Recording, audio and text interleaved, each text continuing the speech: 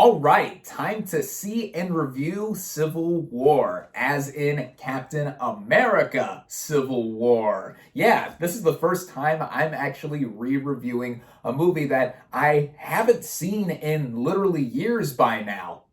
What was that? It's not this one that I'm going to talk about again? What is it? Oh, about a second American Civil War?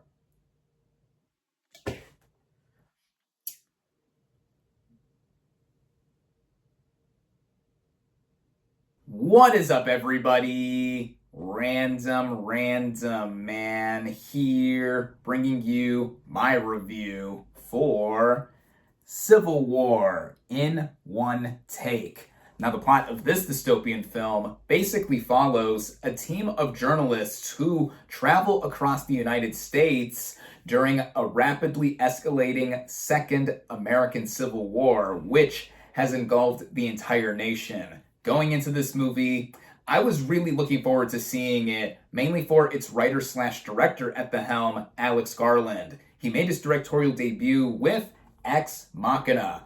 I absolutely adore this film, one of my favorites of 2015. It won the Oscar for Best Visual Effects, as it says on the top of this Blu-ray slip, and even got Garland a Best Original Screenplay nomination. His next film, 2018's Annihilation, I really liked. I thought it was a trippy work of sci-fi, great performances from our lead, Natalie Portman, Oscar Isaac, when we saw him, and the rest of the ensemble. The ending left me a bit bewildered, but I thought it was another solid effort from Garland. Then his next movie, 2022's Men, I was not a fan of. Jessie Buckley in the lead role tried her hardest to give a character that was so thinly written and was clearly going for a message, and then in its final 20 minutes was a complete WTF moment, like the movie was just kissing itself in the rear and a bunch of other stuff going on. Yeah, that I thought was pretentious and just wasn't my cup of tea. But now here in 2024, an election year no less, which a lot of people say is on the nose, we get a movie titled Civil War set in what looks to be modern day about a potential hypothetical Second American Civil War. And I thought it looked interesting because a filmmaker like Garland, who is known for smaller, intimate films, even with sci-fi that is more ambitious, like Annihilation, for example, he knows to get into the inner psyche of characters and just seeing what goes in the cogs between them. And with this kind of setting that screams all too real or reality for a lot of people, I think that would have been something to see and be right for just seeing how unnerving this whole situation could be. And as I just showed with my movie ticket stub, I saw this thing in theaters where it is only currently available. And starting out with the cast and their performances, we have Kirsten Dunst as our top billed lead here. She plays a seasoned photojournalist who has been to different war zones and survived there and is now here in her home country documenting what is a pivotal moment in this movie's history. Dunst is quite a great dramatic performer. She has done a lot across her illustrious career ever since she was a child and has grown up doing stuff like Jumanji, which was probably the first thing I saw her in. Of course, the Sam Raimi Spider-Man trilogy, and then more dramatic work. Melancholia is one of my favorite performances of hers from the filmmaker Lars von Trier.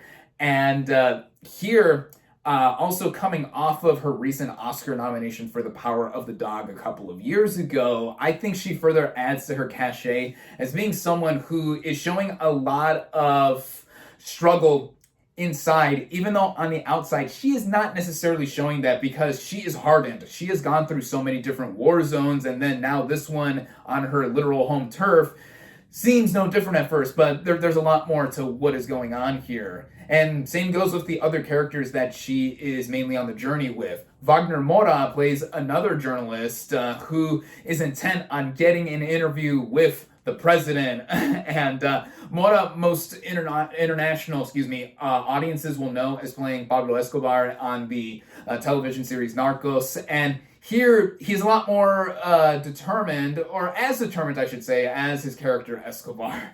But in a different way because he's trying to go after the story, much like a lot of other journalists are. He also gets a rush out of the certain combat sequences that we are thrust into with certain moments here. I thought he was very good. Stephen McKinley Henderson plays another seasoned journalist who has given a lot of sage advice to Dunst and Mora's characters across this film. They see him as a mentor, but like he is blunt and direct when he needs to talk some serious stuff to them and how dangerous the whole situation is, not knowing when too far is too far. A lot of that. Yeah, he is a class act. Anything he pops up in, I always love seeing. And then Kaylee Spaney plays the youngest of this quartet of journalists, and she is someone that idolizes Dunst's character. And early on, they come together by pure happenstance. And Spaney is just coming off of last year playing Priscilla Presley in Sofia Coppola's biopic. And I think that she shows that for an up-and-coming performer, she's been in the business for a while, but having just a breakout last several months, really just going with now Civil War on top of Priscilla, she is showing how there is a lot to this performer. With her character specifically, she is clearly eager to try to get out on the front lines and get a great snapshot or photo, but of course, not having been in that much of serious stuff like the other characters have been, she is just like distraught in a lot of moments, and you see it on Spaney's face, and she is great at face acting in that way, and just looking like she is in distress in some moments, and also just her, I think as the movie goes, she grows with the film. And a couple other notable performers here that have moments are Jesse Plemons, who plays an extreme militia type character who our quartet runs into at one point, and he really is only in that one scene he is shown up for, and he gives a chilling turn here. Just uncertain with what is going on with him. Definitely the scariest scene in the movie where there's not rapid gunfire and action everywhere. Yeah, talk about intense, a moment of stillness there. And the last performer, Nick Offerman, as the President of the United States. He doesn't have that much screen time, really like mere minutes. Less than that if you even want to count like his earliest appearance right at the beginning of the movie, and then there's not much more of him after. He plays the president as very stoic, and clearly he is someone, at least as far as the movie is portraying, losing a battle because of the rebels, the multifaceted rebels that are coming in on him. Yeah, Offerman, great dramatic actor too, having just recently won a Primetime Emmy Award for his guest appearance on HBO's The Last of Us. Love that show. And yeah, he's great here. The whole ensemble here, the cast of players, I think, all do outstanding jobs. And getting into the writing and by extension the directing from Alex Garland, a lot has already been said with this movie. It premiered at South by Southwest this year, and it was quickly brought out that this movie takes an apolitical approach to the title conflict, and that doesn't surprise me entirely. The few bits of context and details we get of the background of the Civil War merely amount to a lot of stuff in passing that you overhear from characters, or you see at one point some detailing to where the president, Nick Offerman's president character, is now on his third term. For those who don't know, in the U.S., no president can go for more than 2 terms, and that was the case after Franklin Delano Roosevelt. He is on that third term, and he disbanded the FBI. So that gives a little bit of grounds as to why certain parts of the country don't like him, and what was already gone up in arms on top of the internet going nuts over this movie being released in election year is that the main rebel faction, the Western forces comprised of California and Texas, are together and going into DC to try to smoke the president out. And setting aside how in real life these states are completely different, California's a blue state and Texas is a red state, the movie, in terms of how Alex Garland sets up the world building and executes a lot of it, is evocative of him just putting us in the moment, specifically with us following journalists. I mean, we're not given that much political context anyway, so saying this movie is apolitical is like saying the sky is blue when it is daytime and not cloudy or whatever. It's obvious there. And from the get-go, we see how Kirsten Dunst's character and Wagner Moura's character initially, before Kaylee Spaney's character is thrown into the mix, are just treating the situation and also reflecting on what they've gone through before. And then once this road trip does happen, and we see how they are going through back roads from New York to Washington, D.C., there's a sense of uneasiness throughout because of how this movie effectively executes the horrifying unpredictability of internal implosion. And some could say that this concept hits too close to home, but I think that you can equate this to almost any other conflict because characters or humanity or just people in general do things that you wouldn't expect. Again, unpredictability, uncertainty. And same thing with these characters. Not every decision these characters make is necessarily the smartest thing in the world. Mainly they're going after the literal scoop or photography or just getting shots of moments or history playing out right in front of them. Even at one point, Kaylee Spaney's character asks Dunst's character if she were to be shot, would you take a picture of me in the moment? And she just responds like, what do you think? And that is how these characters are treating the situation. Even when stuff really hits the fan and what goes around them, it's an effect of what a hypothetical situation like this would put people into. And I think that is a lot of the impact that the movie does make. In certain moments, you could see that there's violence in the background and characters are reflecting or eventually going after the next part in the next movement of their hundreds of miles plus journey. And I think that with how Garland navigates all of this, he puts it all into perspective. He just makes something that is consistently compelling, in my opinion.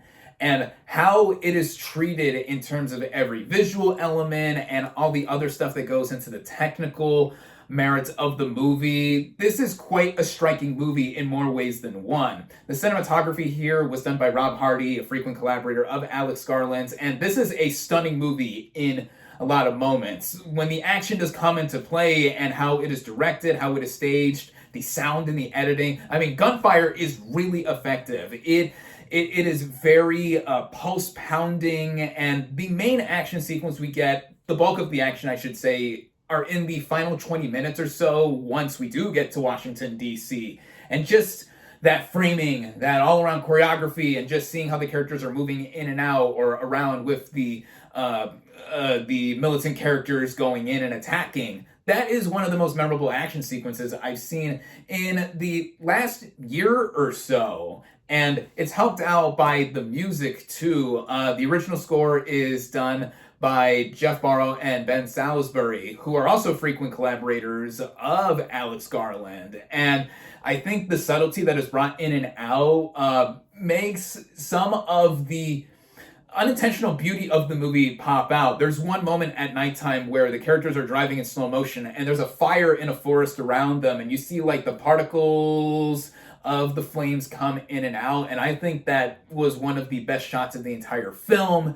And so that's me praising the cinematography again. But the music in that scene, I think, helped. And even when it comes in and out in certain moments, because there's a lot of moments of silence or the way it plays with sound when you hear just sudden gunshots or like instantaneous moments of where like violence is happening. It happens out of nowhere, which, again, for the umpteenth time, the unpredictability of this situation in general and how it's portrayed, that is what is done here.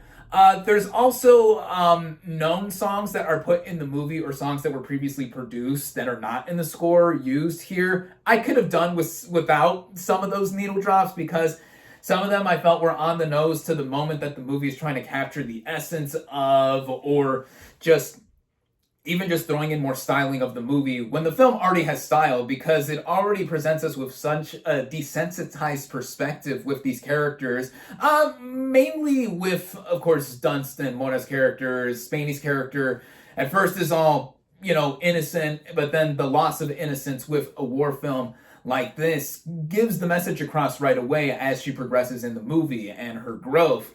And just the idea of spontaneous self-combustion with the nation, here being the US or almost any other nation, could make for a big argument that this is an anti-war film. However you want to frame it. Again, the internet is divided on this movie, despite it getting mostly positive reviews, and just seeing that discourse, I think, is good because it gets people talking about the movie.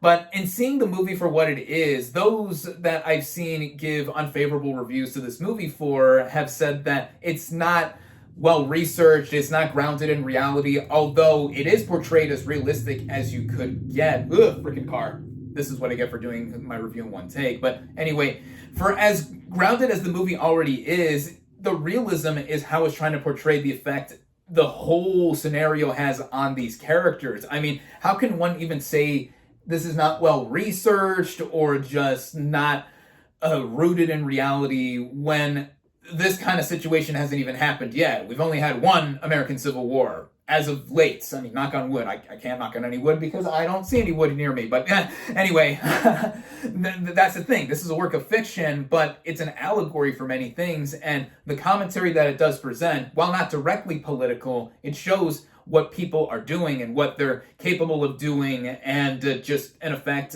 of what is happening. And, you know, you're not meant to understand it completely because it just hits you with a barrage, like a barrage of shots that are ringing out and just explodes onto the scene. And I can see why people would also not be into this movie, mainly because the way it was marketed made it more like an action movie, like a straight up action movie. And trust me, there's quite a bit of action here and there. Again, the main sequence that has the most of it is during the final 20 minutes or so with the siege on Washington, D.C. And I even heard after the movie ended and the end credits started, I heard a guy behind me saying, I expected more, which I understand if he fell into the marketing and it making it look like more of an action movie and not just trying to uncover or show off all of the terrifying and riveting nature the movie has. And for that, I think that Garland met what he was trying to do here. He met, I think, the intended goal of just presenting how we are in the moment, literally in the moment, and we don't know what moment we're in, and we could feel like we're in a sense of sensory deprivation, like some characters feel. I mean, a state of being shell-shocked, even. And that is a big factor as to why you can tell that I have a lot of praise for this movie. And it ran together, I think, well at just about an hour and 45 minutes or so, just over that. And it felt like in some sequences the movie was going long and holding on certain moments. But I think the precision with the action and even just moments of subtlety or being more quiet with characters together, I think it's just played up to where it really does hit close to home, and we could feel like we're in the situation if we find ourselves in it. Hopefully not, but that is the situation here. So with that, I feel that Civil War really gets its message across, even if it's not something that you could say is trying to say a whole lot.